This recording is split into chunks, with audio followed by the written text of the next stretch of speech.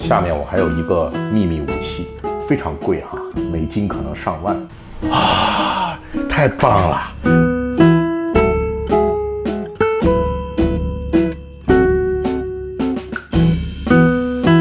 大家好，今天给大家做一道硬菜。羊肉手抓饭，先来处理一下羊肉。我们最好的选择是羊腿肉和羊排肉。今天我这个羊肉呢稍微有点瘦，做羊肉手抓饭呢是要用到一些羊肉的肥膘。那最后呢，我就片出来这么一点点。那么第一步呢，我们要把这个羊肉啊用花椒水提前浸泡一下。这个花椒水呢一定要先用热水提前给它泡好，然后把它冷却之后的话呢，就可以泡羊肉，用这种方式呢处理一下，去不好的味道。那这个我们就先放在旁边了，至少泡2个小时。手抓饭呢，我们用到2种蔬菜，一种是洋葱，那胡萝卜呢，我们选用了2种，一个是大家常见的橙色的胡萝卜，还有就是这样的黄色的。新疆当地做手抓饭呢，很多是用黄色的胡萝卜来做，也有2种颜色混合在一起的，所以我们今天就采取这种混合的方法，这样呢，它的颜色会更好看。这个洋葱呢，我们就把它切出差不多这样的丝就可以了。胡萝卜呢，我们是切斜刀的厚片，厚度呢大概5毫米左右啊，这样，然后我们再改成这样的条，哎，这就可以了。黄色的胡萝卜，如果你在市场上见不到的话，你就到线上去买，肯定是能够买到的。好，这个现在切好了，看颜色就很漂亮了哈。好，下面我们加一点孜然粒，把它呢磨碎。直接买孜然粉也是可以的，这个一磨碎以后，孜然的香味马上就出来了。好香啊！我觉得这是新疆美食里边最具诱惑力的香料了。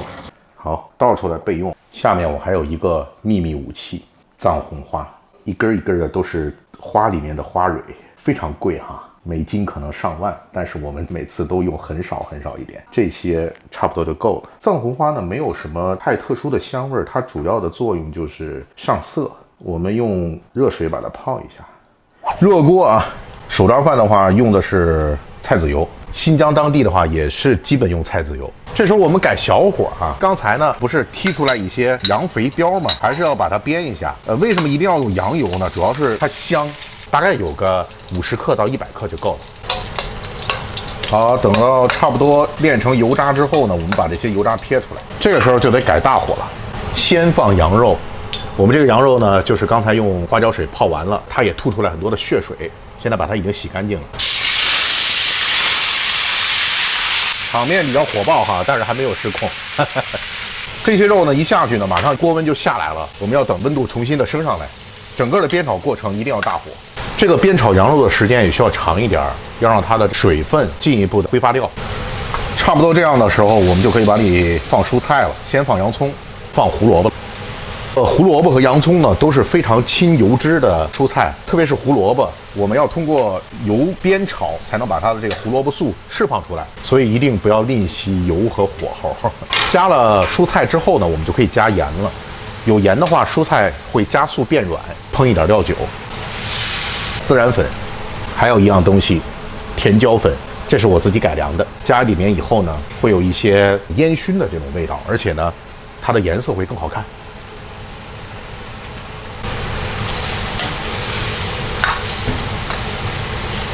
菜和肉都比较多，所以我们先盖上盖儿焖它一会儿。好，现在揭开盖儿，加一点热水，千万不能上凉水，一上凉水这个肉就完了，因为它一遇凉的话就会收缩起来，你在嚼的时候就像嚼木头一样。这时候我们把泡好的藏红花水放进去，看这个颜色是不是特别漂亮。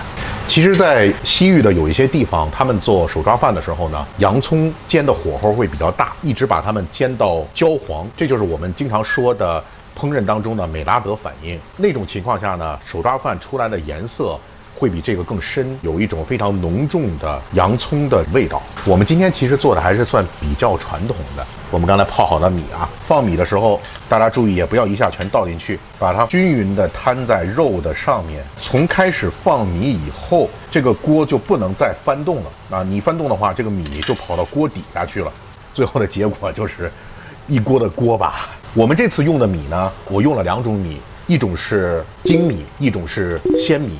精米其实就是我们北方经常吃的这种东北大米啊，它的粘性会大一点，这样的话就容易粘锅。所以这次呢，我用了1/3南方的鲜米，它的粘性会小一点。你们看今天的饭的颜色了吗？非常好。现在盖上锅盖，一切交给时间。当当当当，啊，太棒了！这个时候啊，还不能吃，要加一点小佐料进去，红葡萄干和蔓越莓干，我们把它撒在这个饭的表面，盖上盖，再焖几分钟，再次揭开，哈哈哈哈，完美！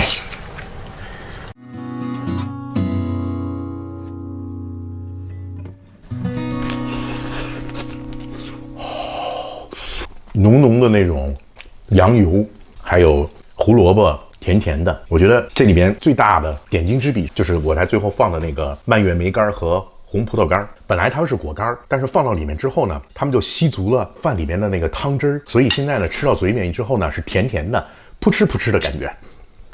这个口感太奇特了。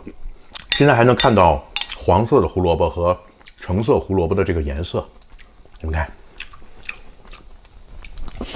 来块肉啊！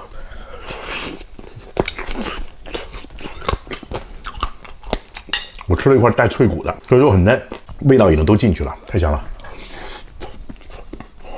其实手抓饭这种东西啊，它结合了食物各自的优点，碳水是非常需要盐分以及肉的油脂的，让它跟肉还有其他的蔬菜混合在一起，就形成了一种优势互补。太好了！给我来杯冰可乐。吃好每顿饭，过好每一天。